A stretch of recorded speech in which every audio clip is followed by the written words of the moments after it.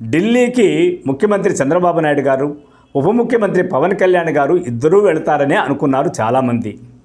అయితే ముఖ్యమంత్రి చంద్రబాబు నాయుడు గారు మాత్రమే వెళ్తున్నారు. ప్రోటోకాల్ ప్రకారము ముఖ్యమంత్రి వెళ్ళి అక్కడ ఉన్నటువంటి వ్యవహారాలు సర్దిపెట్టుకు రావడం అనేది ఎప్పుడూ ఉండే కార్యక్రమమే. అయితే జనసేన నాయకుల్లో శ్రేణుల్లో కొత్త ఉత్సాహం ఒకటి ఉంది కదా, మా నాయకుడు కూడా వెళ్ళుంటే బాగుంటుంది అని వాళ్ళ ఆశ. వెళ్ళుంటే ఆ నిధులు రాబట్టడంలో మనకు కూడా పాత్ర ఉండేది కదనా వాళ్ళ ఆశగా ఎదురు చూస్తున్నారు. అయితే చంద్రబాబు నాయుడు గారు వెళ్ళటంలో చాప కింద నీరులాగా ఏదైనా పథకం ఉంటుందా, మన నాయకుడిని పొగుడుతూ సైడ్ చేస్తున్నాడేమో అని అనుమానం ఉండటం వల్ల జనసేన నాయకుల్లో అలాంటి ఆలోచన వచ్చి ఉండొచ్చు.